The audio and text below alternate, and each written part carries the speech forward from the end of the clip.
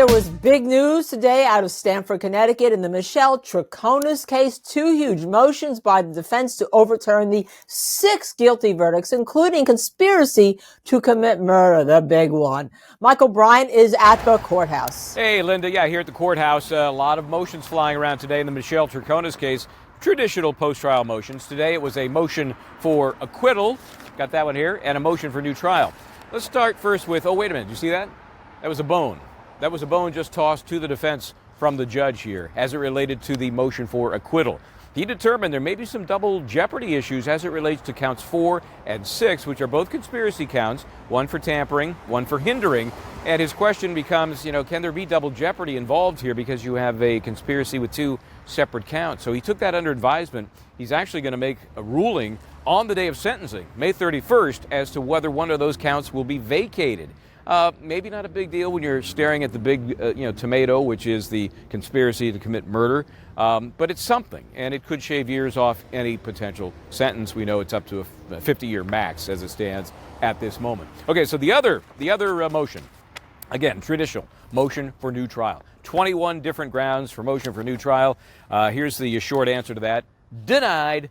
Not unexpected. Remember, think of the motion for new trial as a kind of a sizzler sampler platter. Here's what you're going to see as we move to the main course, which is the appeal. And we will see many of these same grounds repeated, plus many more. And they involve some of the things we've talked about many times before, including the prosecution's attempt to use sympathy and passion to get a verdict against Michelle Troconis. The picture of the kids. The kids are in the front 2 rows of the courtroom the day of closing arguments. Just one of the grounds in that motion. Again, denied.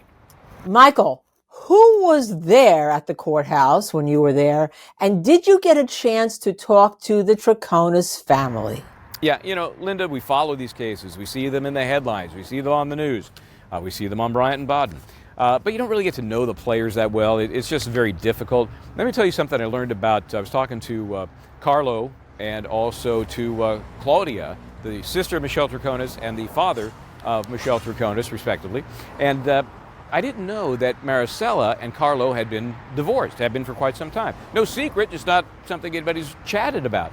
Why that's important here in trying to understand the defendant and what was going through Michelle Troconis' mind, she sees her parents have a very amicable divorce. There are kids involved. She's getting into a relationship with Fotis Doulos, lots of kids involved. But what her parents went through kind of colors and informs her way of approaching her relationship with Fotis Doulos. She figures, hey, my parents did it. What's the big deal? It's manageable. She had no idea what might be coming her way. So interesting little insight, a little nugget there from the Troconis family. And Linda, I think, tell us more. Are we going to be getting a little more of these inside details, this insight?